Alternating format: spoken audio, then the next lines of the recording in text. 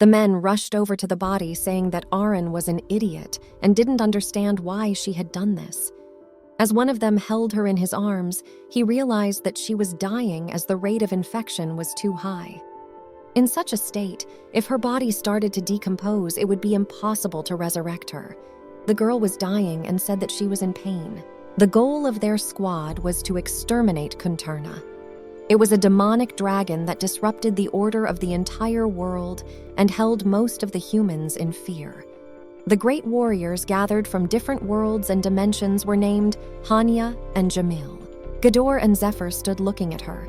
Suddenly, one of them began to say goodbye to Aaron and said that he would never forget her noble sacrifice. Zephyr said that such a thing should only be said after her eyes were forever closed. He said that his partner was stupid for not respecting the girl at all, since he had already decided to bury her alive. The leader in this company was the hero of those difficult times. He was the strongest and united the world and dimensions entirely, and was also the girl's only close friend. His name was Elkinas. When he led the squad, the guy led everyone all the way to the lowest levels of the demon cave. At this moment, when he was about to deliver a decisive blow to the demonic dragon, the dragon's breath suddenly appeared. The protagonist realized she had no time to think, so she pushed Al and absorbed the sphere of breath. Kunturna's breath is a poisonous gas that exists in the form of small spheres before changing into a gaseous state. This meant that they could defend against it with great losses, meaning it was possible to save all lives by sacrificing just one person. Aaron sacrificed herself, and in that moment she thought of nothing, for she needed to save them all. She, on the verge of death, asked El if the dragon was dead. Jamil screamed that it was dead, and she didn't understand why she just silently sacrificed herself. She screamed why she did it, holding her hand. The girl said that even if it saved them, there was no time at all to put up the shield. Jamil shouted that they should have reclined all together because they had promised that if they died, they would only die together. Jamil was crying bitterly. Aaron asked her not to cry, and she realized that the poison seemed to have affected her vision because a little before her friends' faces had been clearer, but now she couldn't see anything at all. She felt that her sensitivity was gone because she felt no pain, but she decided that it was even better, because death would come without pain. The guys asked Al why he wasn't suitable. The girl said she wanted to look at him because she had to take one last look at his handsome face. Aaron was just in a great mood. She had always wondered how people felt at the moment of death, and she didn't think it was that easy and joyful. She said that everyone should live a good life. It was an ending that stayed in her memory.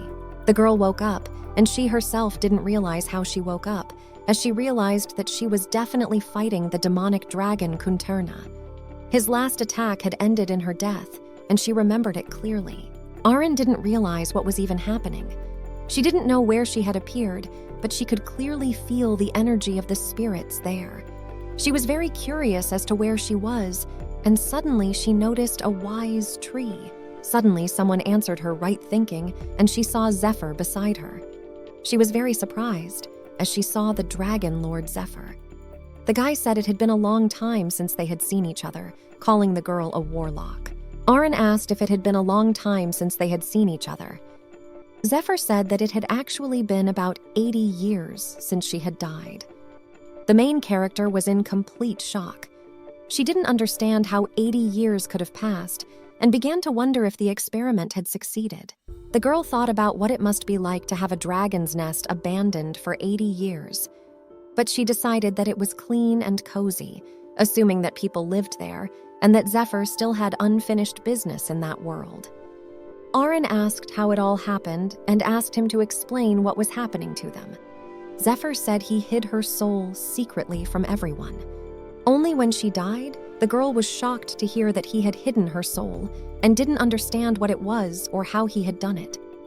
The guy said that a spiritual orb came out of her mouth, and her soul was very happy and was getting ready to go to the world of the dead, so he took it away. The girl was shocked, slapped her hand on the table, and asked who he was to even go against the laws of nature. Zephyr told her that he wanted to help her soul find peace under the world tree that the dragons protect, because she was worthy of it. being an enchantress, because Aaron was the only person the spirits showered with love. But even though Aaron was a spirit caster, this fact really didn't make her comfortable in a place like this, and everything meant that Zephyr, who was the protector of the world tree, had violated countless of his duties to lead her there. The girl thanked Zephyr and asked how she came to be alive. He said it was rather strange, but his tree had demanded his blood, and he thought such was the price for her repose. Then he gave it to her, but the tree began to create a sphere of branches and leaves in its crown, and then enclosed Aaron's soul in its embrace, as if it wanted to revive her. Zephyr said that after a while a body began to form, and after 80 years she was born. The girl was in complete shock, and the guy went on to say that she had changed a lot from her past appearance and handed her a mirror. When Aaron looked in the mirror, she was in total shock. It was hard for her to recognize herself. The boy asked if he and the world tree could call it a joint experiment. They had created this body together, and the experiment had been very successful. And the girl continued to look in the mirror with horror. She had changed quite a bit from her former self. Zephyr said that in people's minds he was now her daddy, and the world tree was her mommy. She could call him daddy if she wanted, but he didn't have time to say it because a mirror flew at him. The boy decided he'd better keep it brief about what had happened during that time. Aaron said it was fine that he would keep it brief. Zephyr decided to start with the Elkina's warrior. The guy said he was crazy. The girl was in complete shock and spit out the water she was drinking to calm herself down.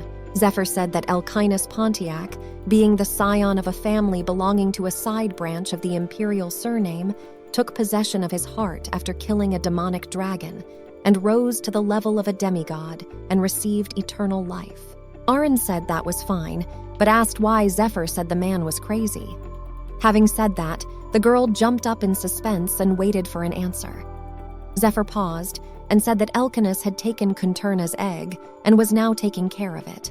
The girl was shocked to hear this, since Kunturna was their enemy, and asked why no one stopped him. But the boy said that all of Elkinus's battle comrades, including him, were against it, but he didn't listen to their arguments. Zephyr said that all the living things had talked him out of it, and they had asked him to get rid of the demonic creature's egg. Aaron had already asked if any good had come of those entreaties. The boy said that he would name a few deaths that stayed in his memory forever. When Duke Pontiac began to apply pressure, taking advantage of the power of the Reginus family, Elkinus killed the Duke and became the head of the family.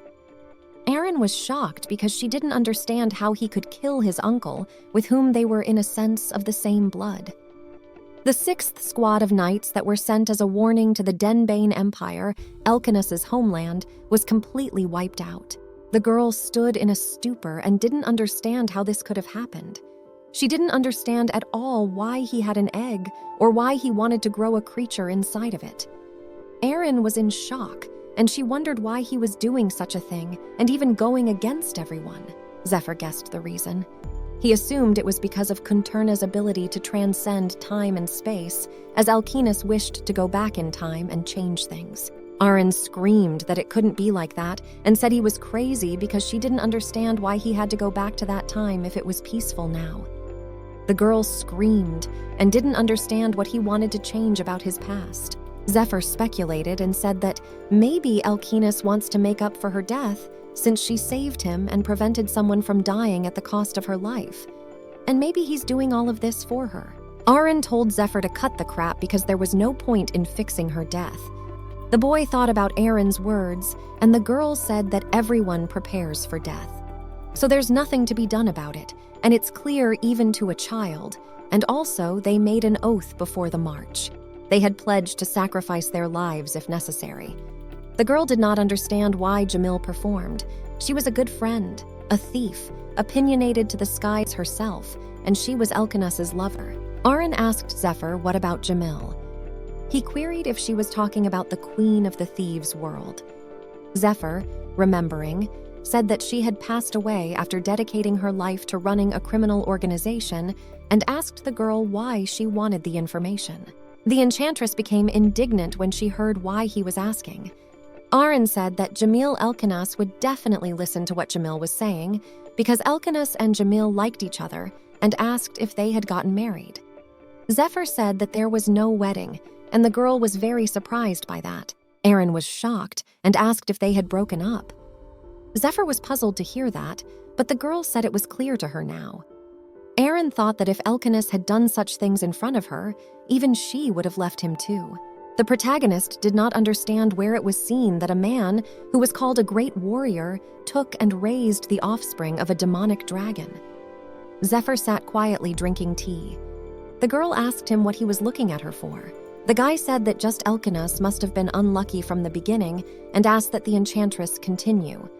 The girl was shocked and asked if Jamil and Elkanus were dating.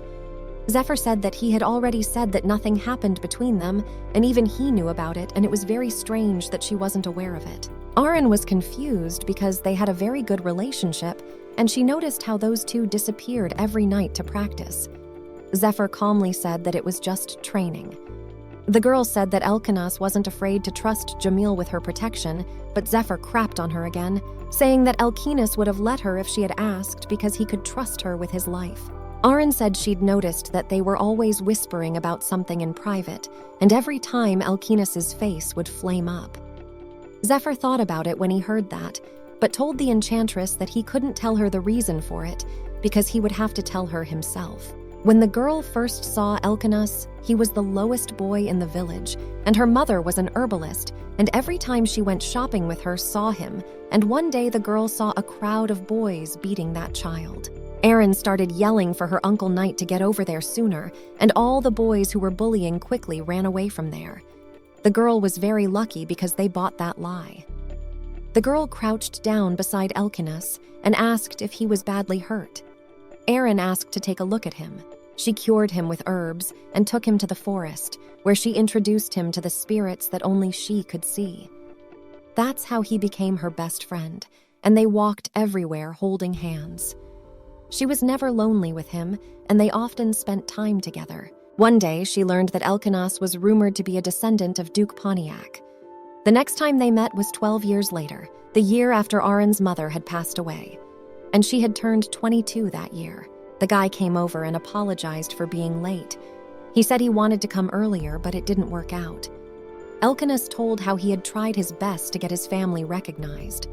His Pontiac family not only didn't recognize him, but also tried to limit him in everything, so he didn't have a chance to come back. Aaron asked Elkanus if he could stay here in peace now, but the boy said he couldn't, because he would have to leave again, since he was ordered to catch a dragon in the Denbane Empire. The girl was shocked when she heard about the dragon and asked if he was talking about the demonic dragon Kunterna. She asked why he was alone. Elkanus said that was the only reason he came to see her, and he would return again someday and be sure to stay alive during the mission. Aaron couldn't stand it and said she would go with him because she would be of use to him. After all, she is a spellcaster, and before her mother left this world, she had seen her about her outstanding abilities that could help him in the battle against the demonic dragon. Elkanus said he couldn't endanger his girlfriend as well and asked that she just wait there for him. The girl was indignant, talking over what he was talking about.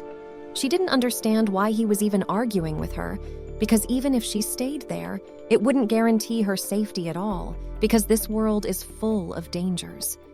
And more importantly, how could she leave him alone in such a situation? Aaron asked to go together as well. How in her whole life she's never had a friend other than him, and she can't let go of Elkanus when they first meet after all these years. The girl said she would never be a burden to him, and walking side by side with him would give her strength as well. Elkanus was simply speechless, but the girl took his hand and squeezed it hard. Aaron did not want to be separated from the only other ambassador of such a long separation. Elkanus knelt down and said that of everyone he knew, she was the kindest and bravest person and his one and only friend. He said they would live this life hand in hand and meet death together. The boy asked if she agreed with him. Elkanus said that when their wandering came to an end, they would surely stay together. Aaron was in tears and didn't understand what this was all about, or how sweet and kind Elkanus could do such a thing. Zephyr said he thought his ears would bleed if he heard it again. The girl thought he was a soulless dragon and told him to think about how the kindest child named Elkinus could become the common enemy of the entire continent in an instant. Zephyr said that of course Elkinus had not become the enemy of the entire continent, but the enchantress kept talking about his kindness, and he said that Elkinus's character didn't quite fit her description. He behaved disgustingly with everyone except Arin. The girl was shocked at what she heard and told him not to say anything bad about Elkinus. She said that Elkinus observed etiquette and bowed his knee even to a redneck like her. Arin said that he was not at all what Zephyr thought he was. Zephyr said he didn't understand about that part, how he could accept the offer of cooperation.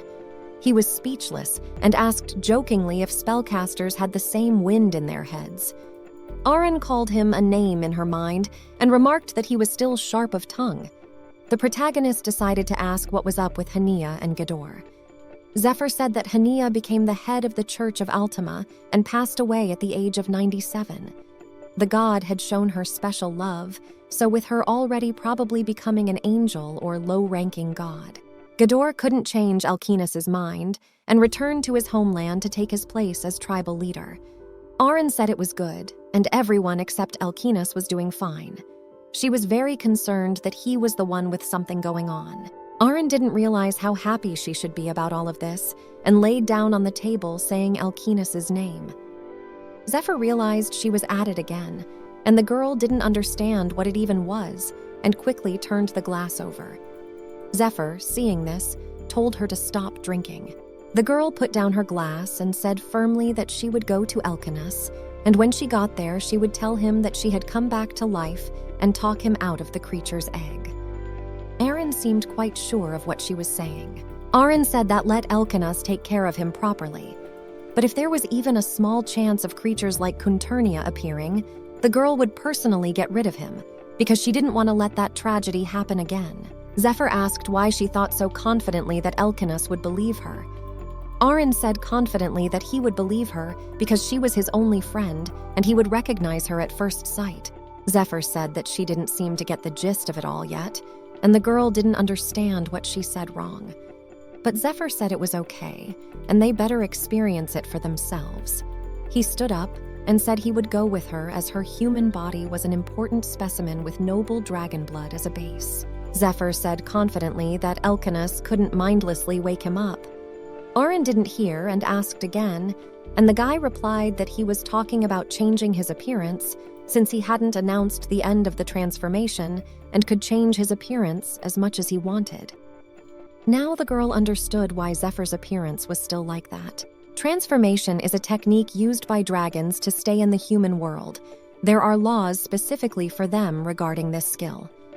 After one transformation, a dragon must either take a break for 1,000 years or interrupt the transformation, and when using the spell again, it must assume its former form. Zephyr says that all of this is against the rules. But this time the transformation is simply necessary to fulfill the great mission, and the decision is made according to his personal assessment of the situation. That is, the Dragon Lord's assessment. Arin asked if he didn't think this interpretation was favorable to him alone. The boy ignored her and started thinking about what he was better off standing up as, and decided that maybe he'd be better off being an earl so he wouldn't be too conspicuous. Zephyr asked the enchantress what title she liked, and she asked if she would become an aristocrat. The guy said that naturally she would become one. He started talking about how Cherodam Arin, who died 80 years ago during a fight with the demon dragon Kunturna, is alive, and asked if she made up such a welcoming speech for her appearance in her new guise, since she has to explain how. What happened, after all? Arin was glad when she heard that she was going to be an aristocrat because, truth be told, she had always wanted to be a noblewoman since they have an interesting life that consists of tea ceremonies with beautiful service, ballrooms, and all that. Zephyr told Arin that she was already a noblewoman because all the squad members were given titles, and in her case, due to her honorable death, she was posthumously glorified as a state mage of the Empire. The girl was in complete shock when she heard this. Arin woke up and realized that she was a member of the capital's aristocracy, and was given one of the highest titles that allowed her to take part in the management of the magic tower. The protagonist was delighted. She couldn't believe that now she wasn't an ordinary girl. Zephyr said it was understandable that she wasn't aware of it, and it would be nice to visit her grave when they came down. But first, they should settle on Count Imtern, who was raising a daughter, an estate in the countryside. He has never visited the capital, but he has enough money to put his family name on the list of nobles, though he might appear to be a fake, created for tax evasion. When Erin heard him say he had a daughter, she put those facts together and asked if she would be his daughter. The girl looked at Zephyr's face and saw that he had completely changed. The boy asked how she liked his new look. The girl said that aristocrats could be easily seduced, but Arin said that she just wanted to say that everyone would like him. Zephyr said that was great, and for the current purpose of his transformation, it was very important that the ladies be kind and friendly to him. Arin asked him what the purpose of this transformation was. Zephyr said with a smile that he wanted to play the role of a father who brought his daughter to the capital and dreamed of a noble lifestyle and balls. The girl greeted the tree and told it that she had heard it bring her back to life and asked if there was a special reason for it, and assuming, asked if there was something she needed to do or if it wanted something, and she didn't know what it could be. However, Erin said she would try to live this life with her best effort. Suddenly, Erin asked if she could go back there again when she said goodbye to her life and asked to be allowed to stay with the World Tree. The girl noticed that her body was not listening, and the World Tree would answer everything using her body. It asked her not to worry because she would have a chance to fall asleep in its arms. Arin said goodbye to the tree, saying they would see each other again. In the morning, the girl met Zephyr. He asked the girl what she had been doing all night in the forest. Erin approached the man and said that she had said goodbye to the World Tree and showed him what the World Tree had given her. Erin was just showered with its leaves and particles of light. Zephyr noticed that the enchantress was indeed loved and asked if she knew what the leaves could be used to do. Arin suggested that they would protect her from bad people, and they could help her make contracts with more powerful spirits through enhanced magic, and also, if she auctioned off just one leaf, she would become fabulously wealthy. Zephyr didn't understand why the World Tree liked this crazy girl. Zephyr said that it basically didn't matter, and she should walk faster and hold the hem. Since the first day after the transformation, they have tons of things to do. Suddenly, they teleported away. The girl freaked out about such unpredictability. Arin asked where they were. Zephyr said it was an alley and ordered her to follow him. In the background, she could hear someone selling flowers and other things. Suddenly, the girl noticed that she was in the richest city, which was second only to the Denbane Empire. It was the domain of Duke Elkinas of Pontiac Iron. Arin asked in surprise why life in the city was boiling so much. Zephyr said that the city had changed a lot from the past. And when the city came under Elkinas's rule, the name was changed to Iron, and the city itself had grown in size considerably. Zephyr said that there were preparations for the festival going on right now, so it was even busier. The girl was surprised to hear that there was going to be a festival. Erin asked what they were celebrating. Zephyr said that it was a special event in Irene. This festival was celebrated every year in honor of the day the dragon was destroyed. Arin was surprised to hear that, and the male vendor at the festival was offering them a taste of dragon kebab since they used fresh Kunterna meat to make it. When Arin heard that the kebab was from Kunterna, she was absolutely horrified, and Zephyr said that it was just a regular chicken and asked her not to act like a redneck. The protagonist finally realized that the day Kunterna was killed was declared a dragon-slaying holiday. Zephyr pointed to the heart of the city, Iron Square.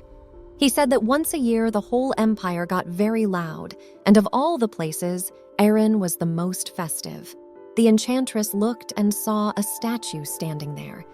This statue was considered the pride and symbol of Irene. Zephyr told the girl to look closely and asked if the statue reminded her of someone. The girl thought about it and said that she probably knew the girl in the statue. As Arin looked at the statue, she noticed a cloak and an oak staff that looked very familiar. They looked like the ones she had used before she died. But suddenly, the sorceress realized that it was most likely her. Erin was completely shocked. She didn't understand why her monument was there. The girl started repeating the words, Arin Erin. Zephyr said with a smile on his face that the city was named after her, and her memory is immortal, and the entire empire misses her immensely. Plays and chants are dedicated to her wanderings with her battle comrades. Spellcasters and naturalists consider Irene almost a sacred place. Her oak staff is kept in the Archduchy and is displayed once a year around this time. Everyone adored her and were greatly offended at the loss of such a brave enchantress. Zephyr said that if he was lucky, it would be her return after 80 years. And the girl was scared and asked why, if they were already prepared for everything, and asked if she might not be able to drive. Zephyr was silent in response, and Erin was very scared during his silence. The woman welcomed them into the atelier and asked the visitors how she could help them. Zephyr said they needed a few sets of clothes from their catalog that could be made as soon as possible. The man said in thought that it was all exciting and even amusing because it was most profitable for them to be in the shadow cast by the powers of the world, so they were bound to enjoy it. The girl noticed that he had changed quite a bit, even in character, and suddenly one of the workers asked Arin to go with her. She agreed, and they went to the dress fitting. Erin was very tired during the fitting and yelled that she couldn't take it anymore. Zephyr asked why she was exhausted so quickly. Also, he didn't help her at all.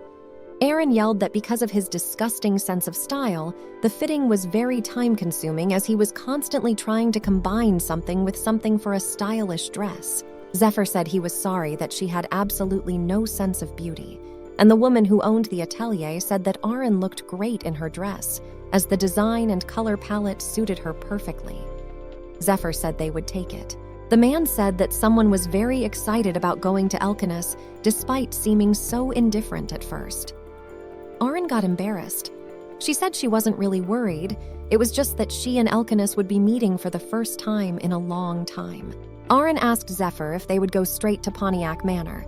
The man said they would. The girl asked if it was a snippet, a sort of common way among dragons to convey information.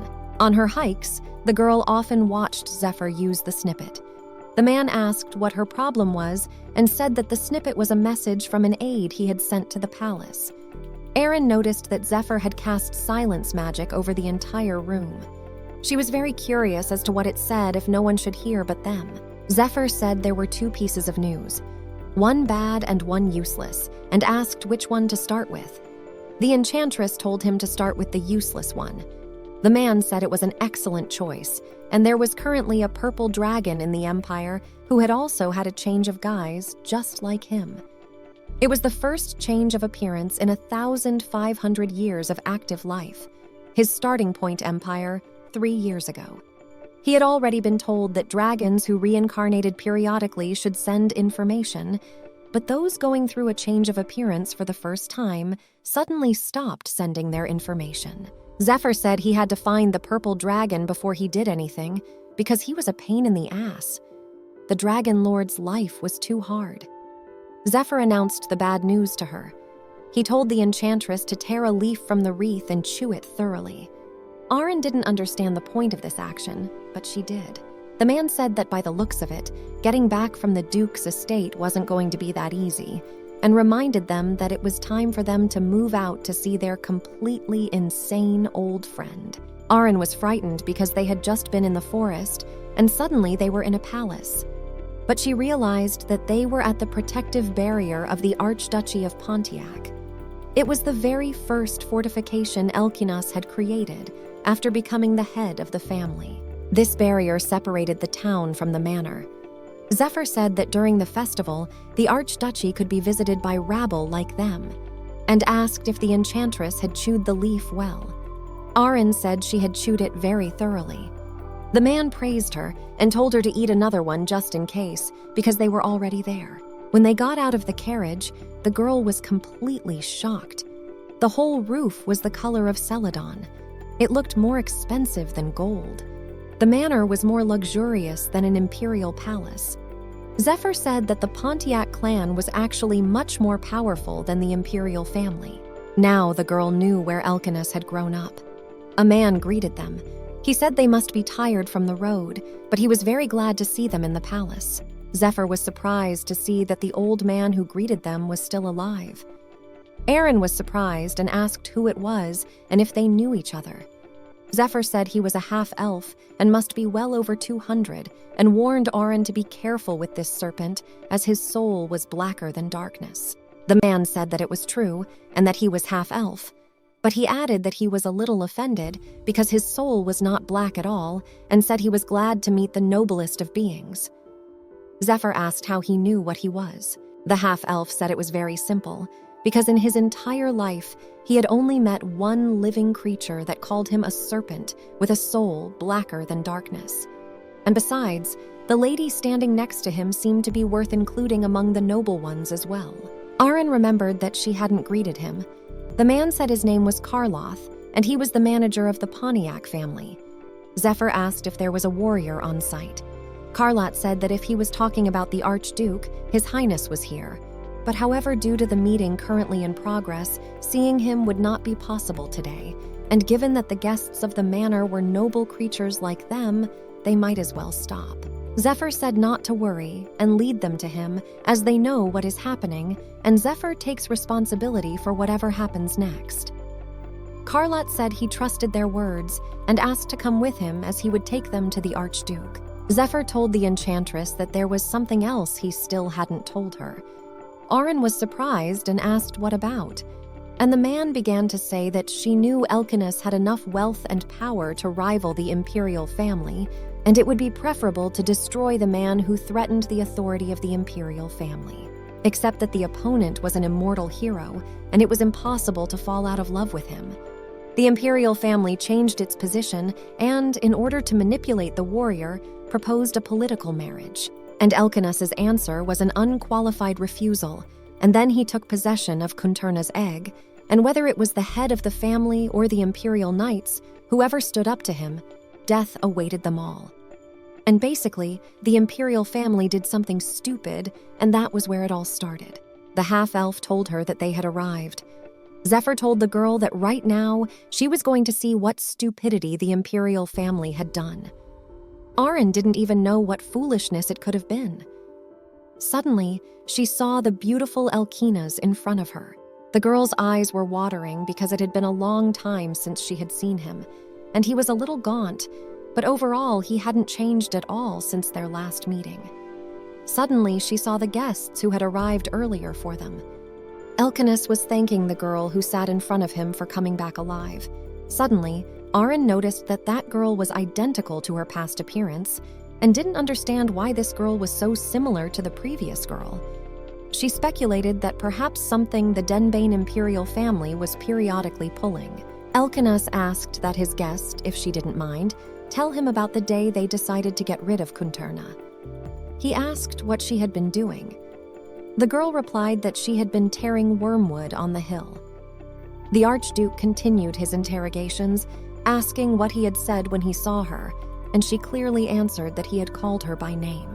Aaron didn't understand how the girl knew all this, and she heard her say that afterward he had told her about the hardships he had endured at Pontiac Manor, and then she felt sorry and cried. But then Aaron began to remember and realized that no such thing had happened, and it was all really a hoax.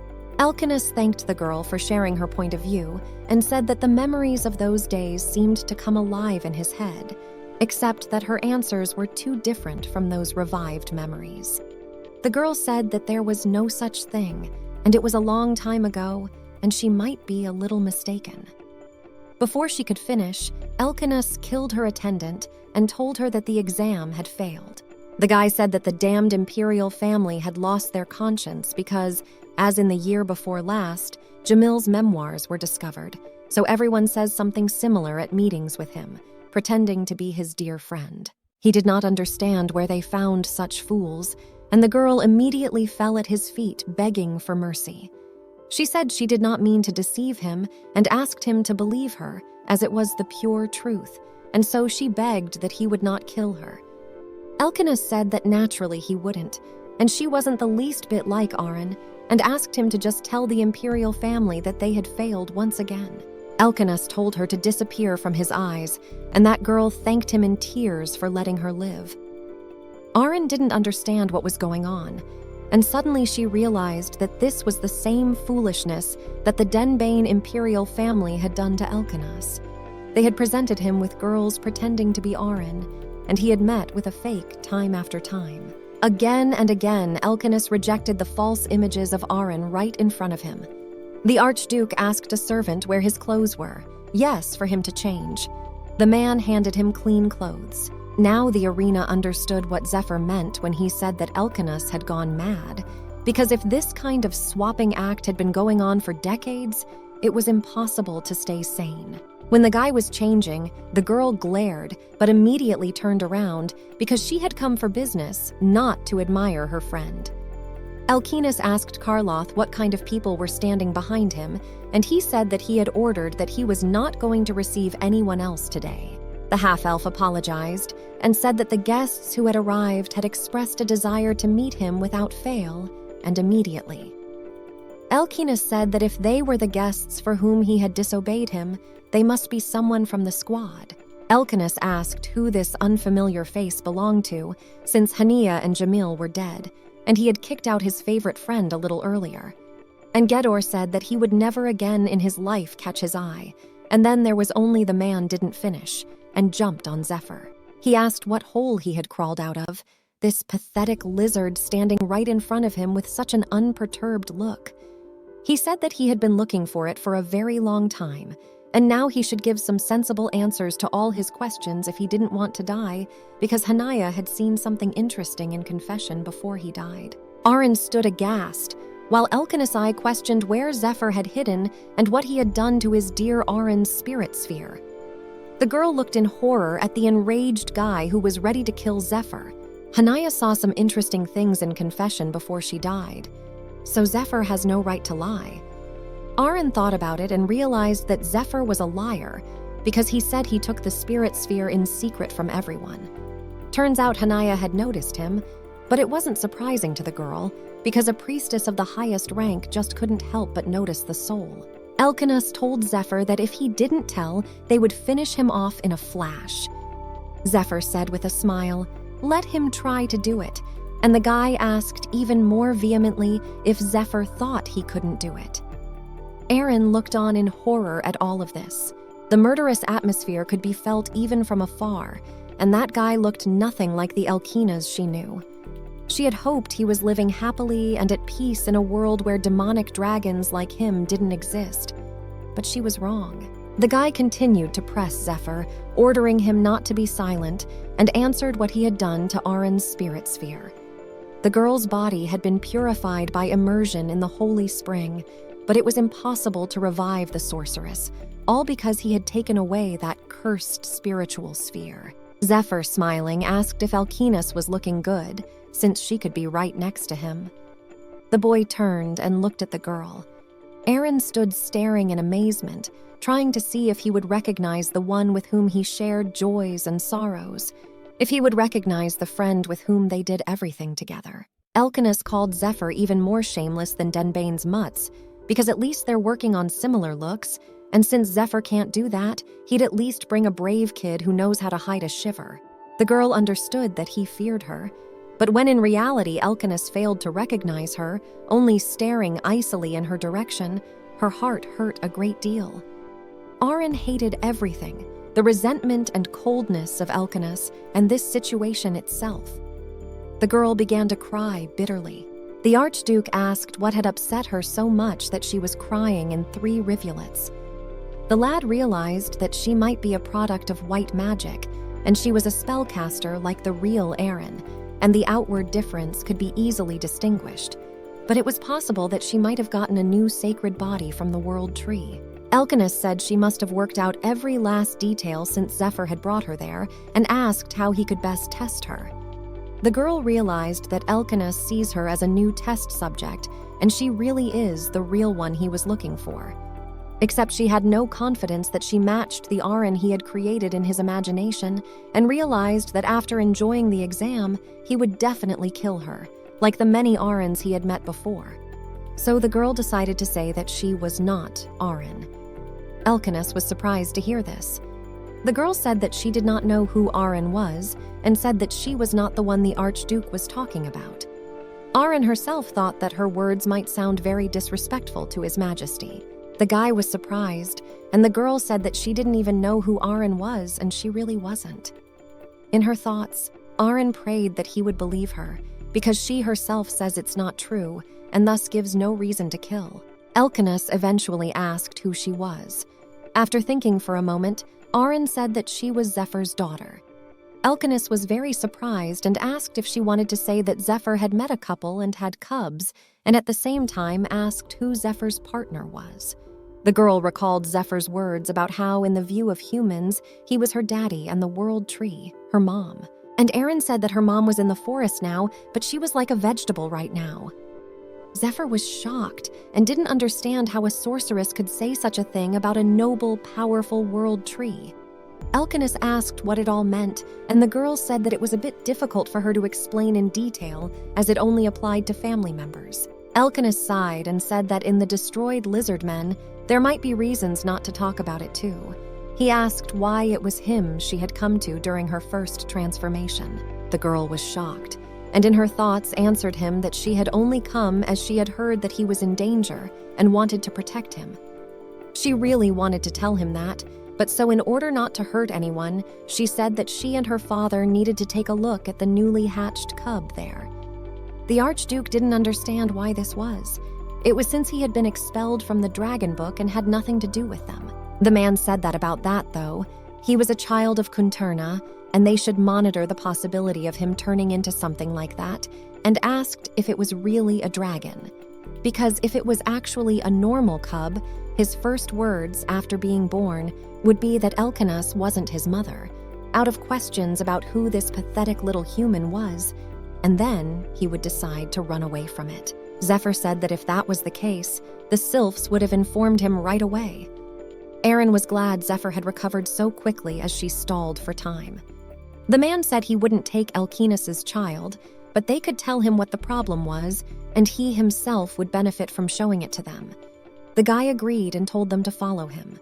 As they walked, Arin thought about the fact that the cub might be so big that they didn't keep it in the main building, but had made an annex for it, because they had been walking to it for quite some time. The Archduke reported that they were there, and opening the doors, said that the cub was in the cradle and they could look at it. The girl looked around and noticed that the room seemed quieter and cozier than she had imagined. However, even with the lights on, she felt disgusted, anxious, and it seemed to be because of the proximity to the source, and assumed Zephyr and the half-elf felt the same way. Arin assumed that all that sinister energy was coming from Kunturna's offspring. The reason Elkanus had been branded insane was that child, and it was also what caused him to confront the world. She decided that she would destroy the culprit with her own hands. And suddenly the girl, looking toward the lullaby, saw a human hand. And when she came closer and looked into the crib, but instead of a dragon, she saw a real baby there. Zephyr and Arin were very surprised when they saw the baby in front of them. When he stood up, he was very cute, and the girl was downright doting. The baby looked up at his daddy and seemed to be begging for his arms. Suddenly, the girl asked if she could take him in her arms. Elkanus said he didn't care. When Arin took him in her arms, she noticed that he smelled very nice, but was shocked to think that this child could be a source of dark energy. Arin denied all of this, as only light energy could be felt from the child, and she didn't understand where the dark energy came from then. Zephyr asked the warrior if this child was really the one that hatched from the egg 10 years ago. Elkanus said it was true, and though he hadn't announced it anywhere, there could be no doubt. Zephyr didn't understand how it happened because the child was unequivocally not a dragon. Elkanus asked how he could be so sure that the child was not the fruit of a dragon. Zephyr said with a smirk that a dragon cub can't be born in human form. After being born, the dragon resembles a small lizard with wings and develops rapidly, and after 5 months, it goes off to find a new place and begins to live on its own. Hearing this, Aaron wondered who the child was, if not a dragon. The girl thought of half-bloods, but she immediately denied it because even though she had heard of them, but what kind of children were born from a person whose body contained dragon seed, she didn't understand how it could be a child hatched from an egg. Zephyr said that such a thing was possible in principle, as the half-breed was carried by a human woman who had fallen in love with a dragon, and occasionally there were cases where, having fallen in love with a man, the dragon itself laid an egg containing human energy, or the empty egg was fertilized by a man, covering it with his own energy. Aaron didn't understand what that meant, or how the fertilization of her own energy had taken place, and Zephyr turned to Elkanus to ask if he had spilled his blood on the egg. The girl was surprised at such a question, but Elkanus did not answer it, simply looking at Zephyr with a nonchalant look. Zephyr drew conclusions and realized that this was how it had originally been. The egg laid by Kunturna was an unfertilized blank, and in 7 years of caring for it, there had been no reaction, so Elkanus guessed what was wrong, and then he energized the egg at will by sprinkling it with his blood. Zephyr spoke of the unfathomable magical power Elkanus had gained by eating Kunturna's heart. It was finally clear how this little miracle had been born, and how far Elkanus was going to go was unclear. Zephyr asked what the need was to create a child in such a manner. Aaron decided that these words were not for children's ears, and asked his spirits if they could muffle the sound. Zephyr yelled at Elkanus, asking what he was thinking when he did this crazy thing. He said that if you sprinkle the egg with human blood, a normal dragon would... The child and Aaron did not hear the conversation further, for thanks to the wreath from the world tree, even without any treaties or prohibitions, the spirits act according to Aaron's will. The girl thanked the spirits. Aaron understood that he was still small and would not be able to understand the content of the conversation, and would not be able to realize that he was not a long-awaited child and that he was born because it was profitable for someone, but decided that it was better for him to remain in ignorance of all this. Elkanus asked Zephyr how likely it was that the child would awaken Kunturna's abilities when he grew up. Zephyr was shocked at such insolence and didn't realize how many more mistakes Elkanus was going to make. Aaron put the child in bed and said that they should stop fighting and both of them should calm down, because even though he was still a baby, he could still feel the negative atmosphere there. The girl turned to her father and told him that even for a half-breed, it was not normal for a half-breed to remain an infant for 10 years, and they should observe him a little more, as his birth and conception itself was quite extraordinary. The enchantress said that there were many things in the world that were unknown even to dragons, and it was similar to how her father and mother had created her. In her thoughts, Aaron told Zephyr that he was like Elkanus, as he himself had given blood to the world tree. Zephyr said that Elkanus had a demonic dragon egg, not something sacred like in her case. Aaron said that in any case, it was not for the two of them to look after the child, since they were interested in the side of the representatives of the dragon family. Out of the corner of her eye, she noticed that the child wanted to hold her again. Elkanus hesitated. The girl had already taken the child in her arms, and he was very happy and joyful looking at the arenas. Elkanus said it wasn't a bad idea, and it really makes sense, and the half-breed watcher who could objectively assess what was going on would be Zephyr's daughter. Aaron was very surprised to hear that and asked if he was really talking about her. And Elkanus rejoiced because they were lucky to find a candidate who fit their description perfectly. Zephyr, hearing this, said that he too would stay because it was his daughter. Elkanus looked menacingly at Zephyr and said that only his daughter would stay there, and apparently he misunderstood him. It pissed him off that the girl had Zephyr's blood in her, but due to necessity, Elkanus would let her live there as an exception. Elkanus approached Zephyr's daughter and told her that he was allowing her to stay at Pontiac Manor as a nanny and teacher for his child.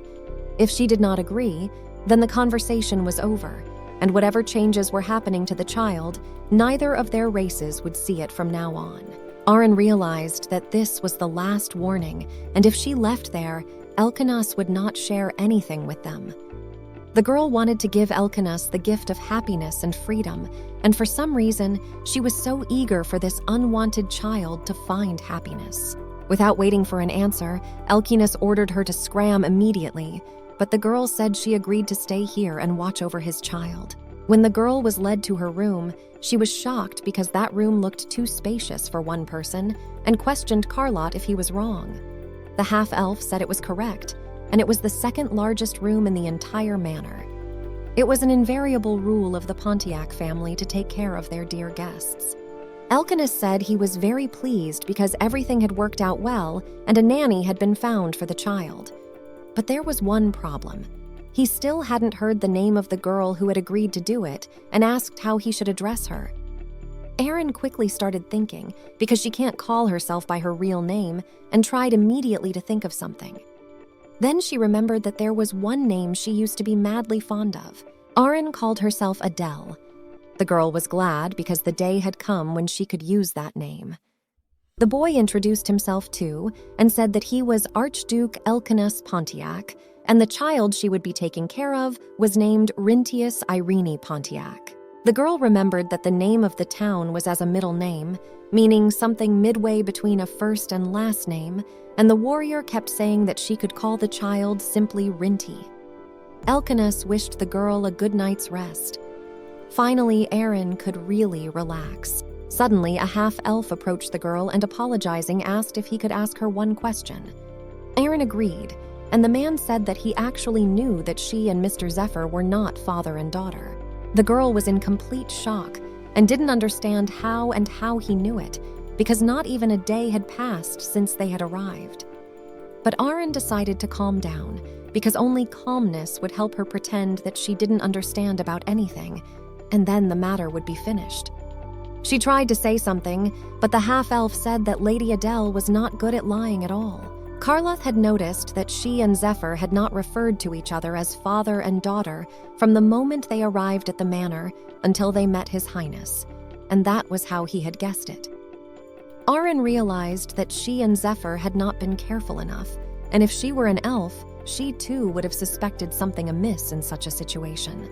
The half-elf said that Zephyr-san only used one nickname, and he called her Enchantress, and the only person he addressed in such a manner was Lady Erin. It was truly unbelievable. Erin agonized and worried because he even realized who she was, and realized that it wouldn't work that way, and she needed to come up with a good explanation. So she decided to say that she was just, like Erin, good at summoning spirits. So Zephyr occasionally calls her Enchantress, and so they really are almost like father and daughter. The elf told Paula that he understood, but from the look on his face, the girl knew he didn't believe her. Erin decided to keep quiet, because if she continued to speak, she would only appear more suspicious, and told Carlot that she had a request to make of him and asked that he not tell Mr. Elkinus about it under any circumstances. The man said that he spoke to her as a regular old man who had lived a long life and let her be at ease because he had no thought of spreading this information anywhere.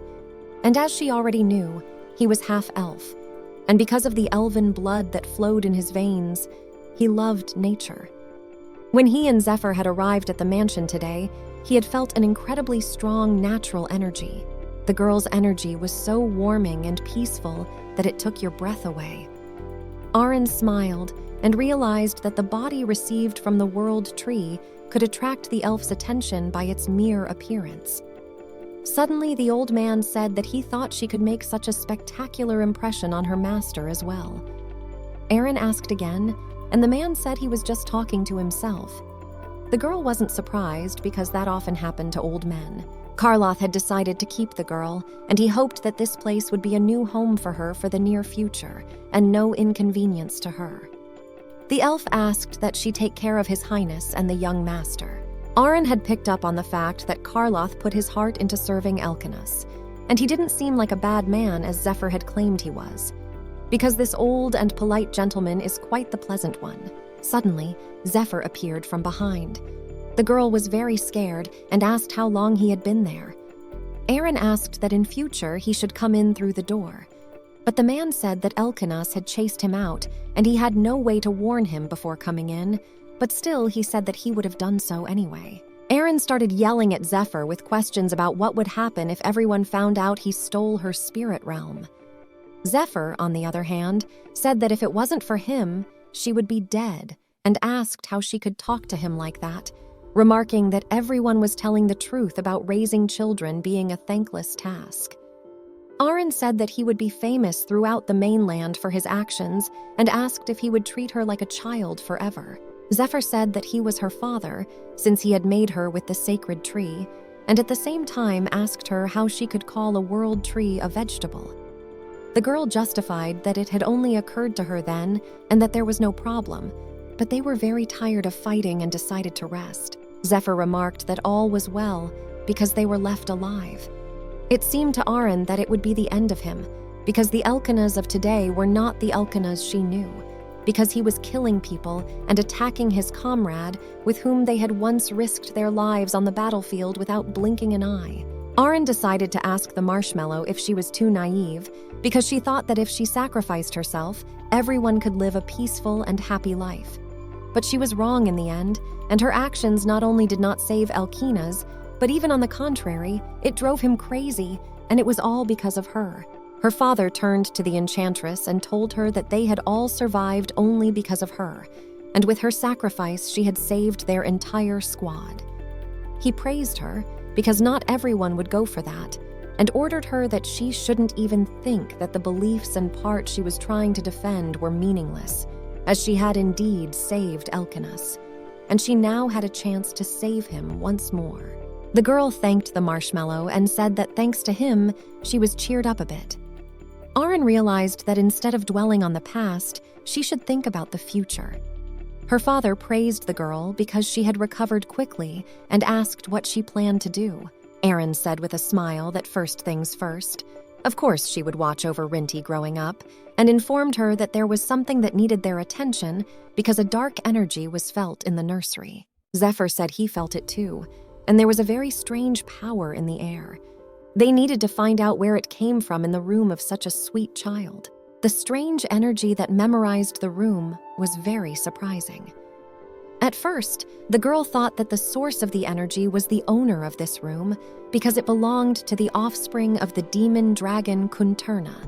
But when Arin took the child in her arms, she didn't feel any negative energy.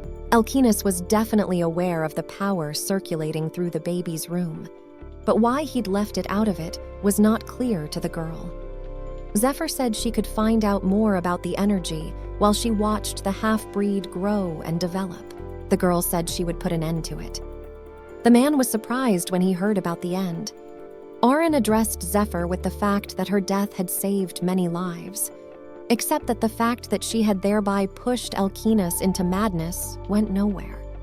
Arin couldn't pretend I knew nothing about the fact that even after 80 years, her friend was fixated on the past. She hoped that now Elkanahs could accept her death, come to terms with it, and live happily ever after, laughing and crying beside the man she loved.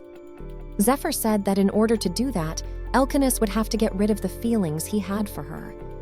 Arin herself knew that he had feelings for her, and she wanted to deal with them first. Zephyr was surprised because that dim-witted enchantress finally realized that Elkanahs felt something for her. The man was glad that she had finally figured it out. Arin realized that Elkanahs had grown very attached to her. Zephyr praised the girl, saying that she didn't disappoint him as always. Zephyr knew she needed to hear about his feelings personal from Elkanahs, but added that these feelings of Elkanahs were no ordinary affection. They were explosives with a fuse ripped off, taken from nowhere and never burned out. The man asked the enchantress what could precede such a strong attachment and have her think hard about it. Arin asked if Zephyr thought Elkanahs liked her. The man said with a smile that he probably couldn't understand her since she denied it, though it was understandable. Arin said that it couldn't be, and that none of this was possible, because from the beginning he looked like he didn't like being around her at all. And when they were together, he was always looking around, hoping to get away. And she even thought she stank, and he was embarrassed of her. Zephyr really didn't understand why he liked her, and he was very surprised that she had even been assigned the chambers that were meant for the Archduchess. Arin had said that it was Carlot who had chosen the room, not Elkanahs. Zephyr said that that snake was awfully guessing and had already found out everything. The girl was frightened when she saw the look in the marshmallow's eyes and asked if it was okay to live here, because she assumed that it could be a trap prepared by Karlith to set her up, and maybe he found out that his master had gone crazy over her.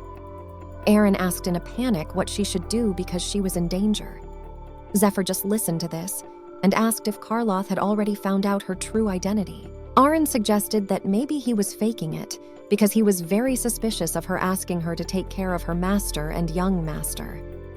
Zephyr was silent, and the girl was getting very tense about it. But suddenly he said that it wasn't what the enchantress was thinking and told her to calm down and not to get worked up.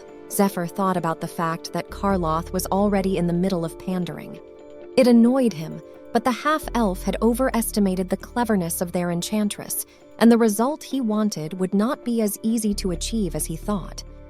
Because in order to fool this serpent, you just have to behave the way the enchantress was behaving right now. At night, Aaron thought about Zephyr and whether or not he had returned safely, and worried about whether or not he had found somewhere for him to stay, because she had fallen asleep right in the middle of her conversation with Zephyr, and she was very embarrassed about it. The girl remembered all the past events, and of Hania taking over as head of the church, of Jamil taking care of the peace in the underworld of the Denbane Empire. And suddenly, Aaron remembered Zephyr saying that all the most interesting part was that they both kept detailed records of the squad that fought Kunturna. The enchantress remembered Elkanah saying that Hania had seen something interesting during confession before she died, and that the confessions and memoirs she had heard during the day were what the next girls in Elkanah's exams had said. Hania's confession was a recorded voice message to her. This is what Elkinas heard, and apparently was not revealed to the general public and was said for him alone. Jamil's memoirs described the march to Kunturna in great detail. Remarkably, they were divided into parts and sold on the black market for impressive sums. Jamil herself left the world, leaving the faction and family with a fortune that they could live happily ever after for the rest of their lives.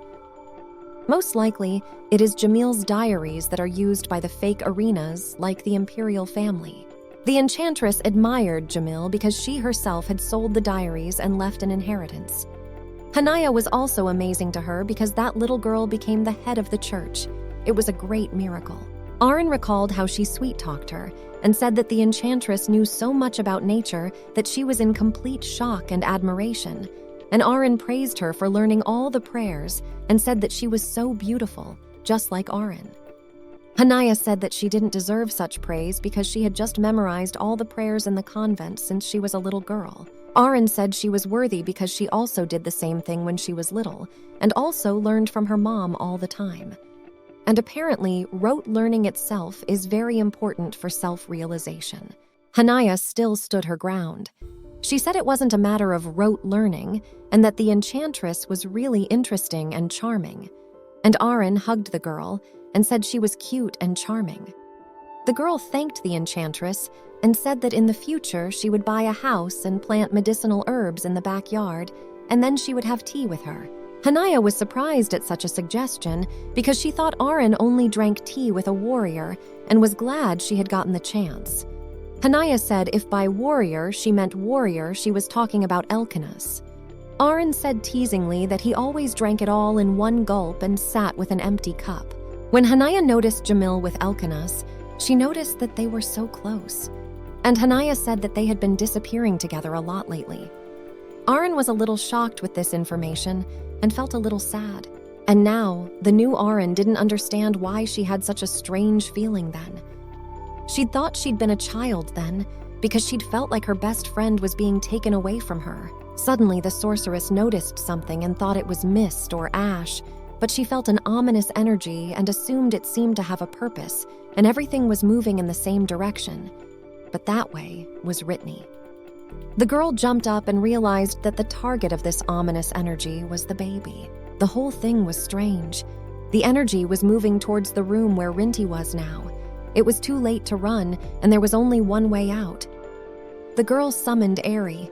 She began to reprimand the girl for calling her again with seals, and calling her without a contract could affect the strength of their bond.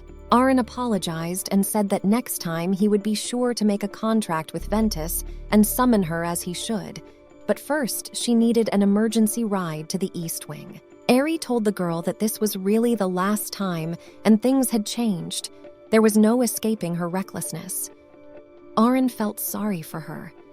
They arrived, but even though it was now sunrise and light was streaming into the room, it's dark. That was the power of darkness. The dark creatures were like annoying gnats that had also turned into demons.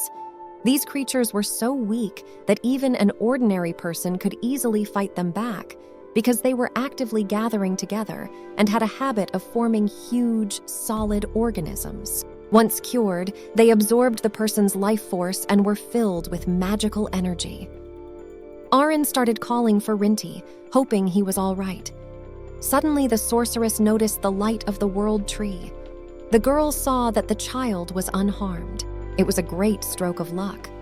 Earlier, when the girl had left him, she had put leaves of the world tree in Rinty's cradle and clothes just in case.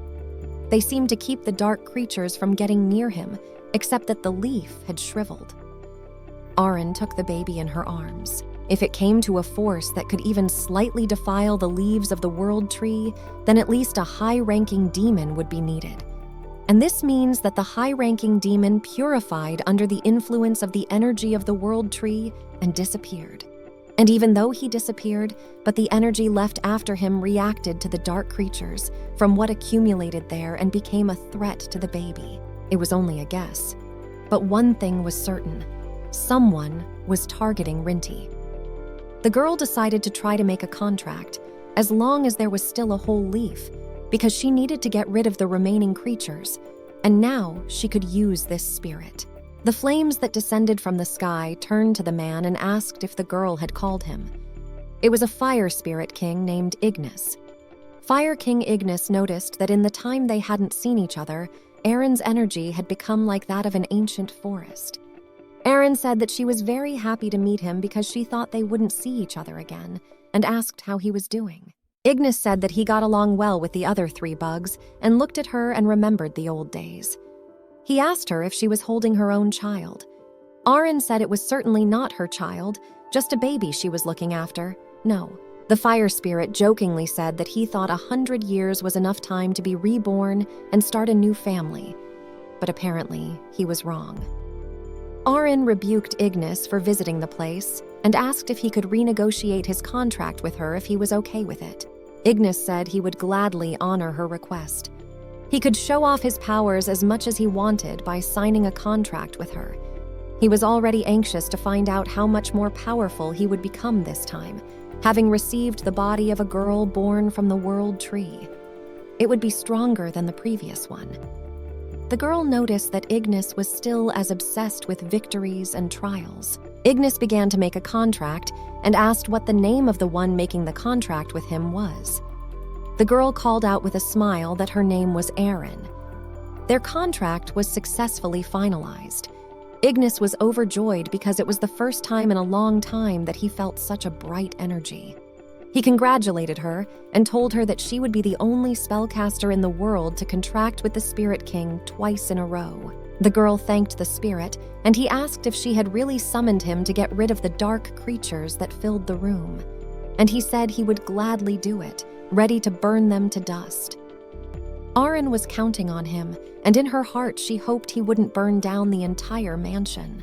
But suddenly the girl noticed a person, and looking closer, she realized that it appeared to be the maid who looked after Rinty at night. She assumed that the dark creatures had robbed her of her energy. Aaron started to check her and noticed that her pulse was normal, and luckily she didn't have any serious wounds. Only her body was a little cold, and that alerted the enchantress. Aaron asked Ignis to come over and warm the man up a bit after he was done with the cleansing, as it was impossible to break away from the process because spirits could hide in any dark place. If Ignis missed even one now, there would be a lot of problems. Ignis asked the girl if she had caught the spirit because it had disappeared. Aaron noticed the sacred sword of the warrior Kelfin and realized that if it was there, something was wrong. Suddenly, she saw Elkanus in front of her, holding the sword in his hands. Elkanus asked Adele what was going on here. Aaron didn't know how to explain to him and wondered if she should tell him that she was doing babysitting duties. The girl in her mind ordered Ignis to return. Elkinas asked the girl if it was just a duty, that he could feel a strange energy in the entire east wing, and that the whole room was filled with traces of power that could be attributed to the level of a spirit king. And it seemed that her story omitted a lot of things. Aaron admitted that after his story, she felt that way herself, so she would explain everything in order. Aaron first said, as he could see the child was unharmed, and Elkinas, in response, asked if Adele was all right. The girl was surprised to hear from and asked again. He once more repeated his question as to whether his child was all right or babysat. The girl smiled and said she was fine. She was very surprised that Elkinas could care about her, and she couldn't get used to him being kind to her, because just yesterday he was ready to chop her to pieces. Elkinas said they could close the subject for a while, and as long as the two of them were okay, he'd expect a report on the rest during breakfast the next day. Aaron asked fearfully for breakfast, and Elkinas said that she would have a lot to tell him very soon. So it was time for her to go back to her bedroom. As the girl walked to her bedroom, she thought about the Archduke's words about having breakfast with her. Aaron started to laugh, thinking that it was just a misunderstanding and she had misunderstood him. In the morning, Adele got ready for breakfast. The half-elf asked if she was okay because she had gone completely pale. The girl jokingly said that she seemed a little nervous about breakfast and remarked that the Archduke seemed to like having conversations at the table since that was where he had invited her. But the man said that His Highness probably wouldn't like that because he never does that, and breakfast was one of the methods used to summon a host to the imperial palace against his will. Aaron didn't understand why Elkinas had suggested she eat together then, and thought about how Zephyr was forever absent when she really needed him. The elf informed Paula that they had already arrived. He wished her a pleasant meal. She saw Elkinas there, who told her to pass. Looking at the warrior, the girl didn't realize if he was definitely the man who had been awake at dawn, because he looked perfectly fine. Aaron had already chosen a chair and was beginning to sit down, but suddenly Elkinas told her to sit near him, because if she sat far away, he wouldn't be able to see her face. The girl sat so far away just so that he could not see her so well. But the order had to be obeyed, so she sat down beside him. The guy wished her a pleasant appetite. The girl was very excited about the Elkinas. She realized that because of all this excitement, she wouldn't even taste it, but it was impossible not to try these dishes. It was the breakfast of aristocrats, and all the food was very appetizing even in appearance. There were many dishes on the table, such as beef and tomato stew, which the girl hadn't eaten in a very long time, and it was the first enemy she had tasted since being reborn. It was very tasty and reminded her of the same stew they had eaten together in the squad. Elkinas asked the girl if she liked the food. Aaron said that it was the kind of food she really liked, and one of the dishes contained a plant called parsnip, which was only found in some eastern countries. This plant had a faint smell similar to that of parsley, a spicy, sweet taste similar to that of carrots. But suddenly she began to worry, because maybe she had given herself away just because of some stew, even though she had chosen not to reveal her identity. Elkinas looked at the girl and asked her why she had suddenly stopped eating, and she said that she thought she didn't particularly like the stew. But the Archduke was deluded because she seemed to have eaten a lot of it.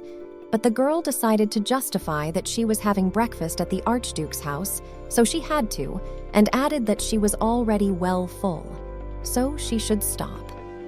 The warrior decided to proceed with her report of what was happening at dawn. Aaron decided not to worry and calmly explain everything.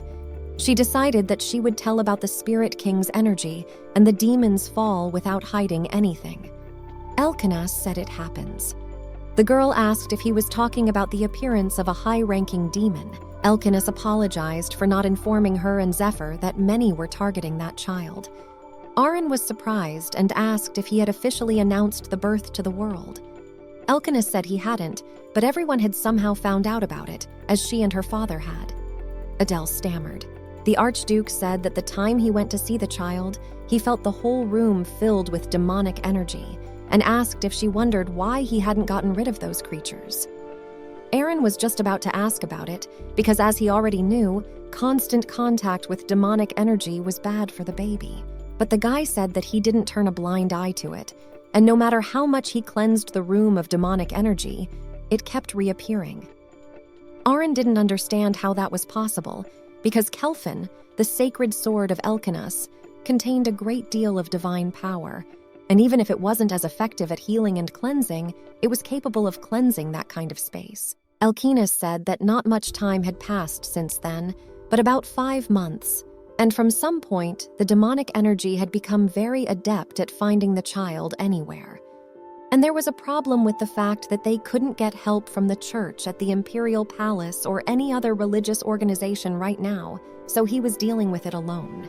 Aaron felt very sorry for Elkinas because his face looked very sad and said that he must have had a hard time.